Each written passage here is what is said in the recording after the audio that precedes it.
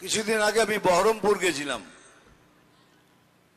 একটা টোটোওয়ালা আমার সামনে এসে দাঁড়ালো। দাদা কেমন আছেন? আমি ভালো। দাদা তো খুব আনন্দে আছিস, 1000 টাকা করে পাচ্ছিস। বলে ধর আনন্দ,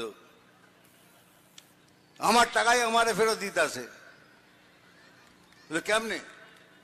বলে একটুখানি লিমিট ক্রস করলে 1000 টাকা ফাইন, ওইটা তুলে এনে আমার ঘরে দিচ্ছে। এই হলো আপনার লক্ষ্মীর ভান্ডার।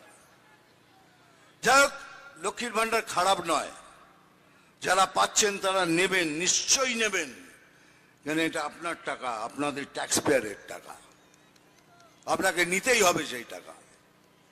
কিন্তু আমার কিছু প্রশ্ন আছে।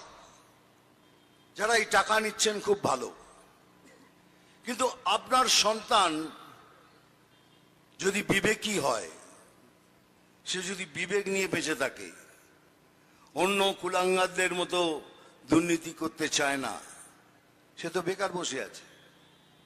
আপনার স্বামী যে দুর্নীতি করতে চায় না, বেকার বসে আছে। আপনার বাবা মা শ্বশুর শাশুড়ি অসুস্থ,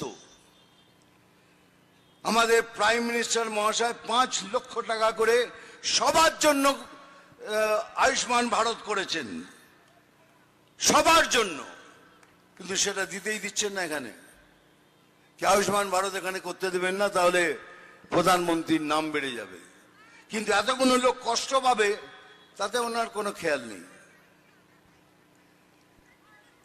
আপনারা পাবেন না, কেন পান না? ভোট দিয়ে আনুন, আরো ভোট দিয়ে আনুন, তাহলে আরো পাবেন না। এখন কথা হচ্ছে কি, আয়ুষ্মান ভারত 5 লক্ষ টাকা করে পাবেন আপনারা, জানতেই দিচ্ছে না। কিন্তু এই সরকার এলে প্রথম কাজ আমি করব, আয়ুষ্মান ভারতকে চালু করাবো।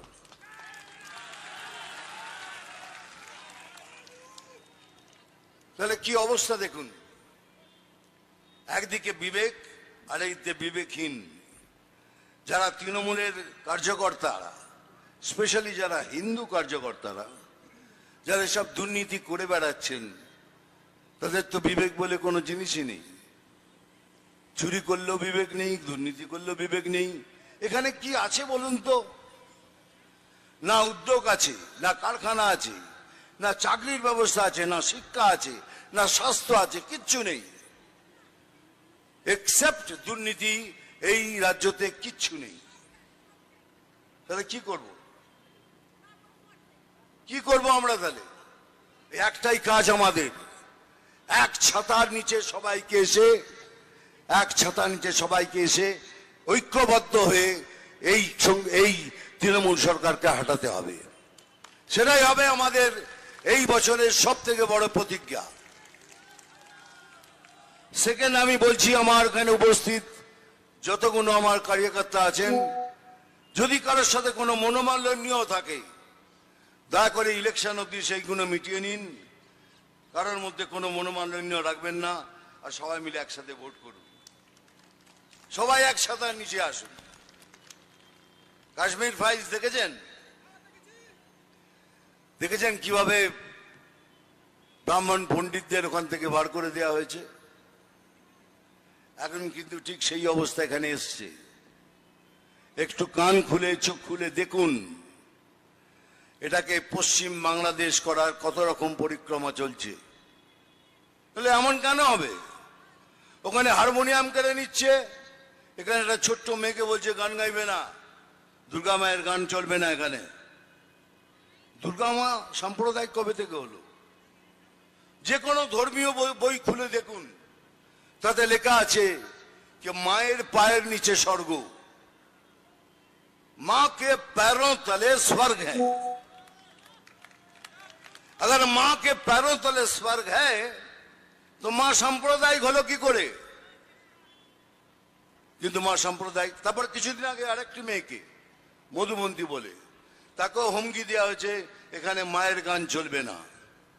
তার মানে ধীরে ধীরে শুরু হচ্ছে বাংলাদেশের সমস্ত কার্যকলাপ। এমনকি হিন্দু জাগরণ মঞ্চ দীপু দাসকে জ্বালানোর জন্য তারা একটা প্রতিবাদ মিছিল বার করেছিল। পুলিশ তাদের মেরে মাথা ফাটিয়ে দিয়েছে, 18 জনকে গ্রেপ্তার করেছে, তার মধ্যে 7 জন মহিলা ছিলেন। তাহলে আমরা প্রতিবাদও করতে পারবো না? বাংলাদেশের প্রতি আপনার এত ভালোবাসা, বাংলাদেশে হচ্ছে তা আমাদের লোকদের মারছেন।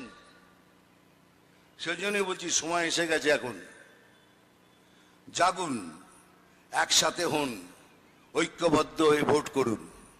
আমি শুধু আপনার নিজেদের লোকদের বলছি না, আমি যারা কমিউনিস্ট, তাদের মধ্যে যারা হিন্দু আছে, হিন্দুত্বকে বিশ্বাস করে, তাদের আহ্বান করছি। যারা কংগ্রেস আছেন তাদেরও আহ্বান করছি। তৃণমূলের মধ্যে যেসব হিন্দুরা, তাদের মধ্যে বিবেক আছে, তাদেরও আহ্বান করছি, আসুন একসাথে মিলে আমরা এই সরকারকে এখান থেকে উচ্ছেদ করি।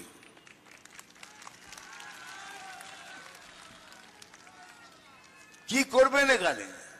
কিছু করার জায়গা নেই। এই শুনলেন কিছুদিন আগেই আমাদের একটা কর্মীকে মেরেছে। কেন মারলেন? কিসের জন্য মারলেন?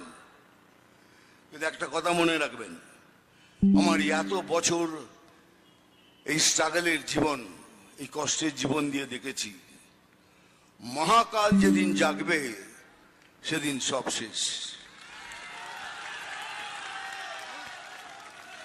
মহাকালের কবলে পড়ার আগে নিজে শুধরে নিন। আর এই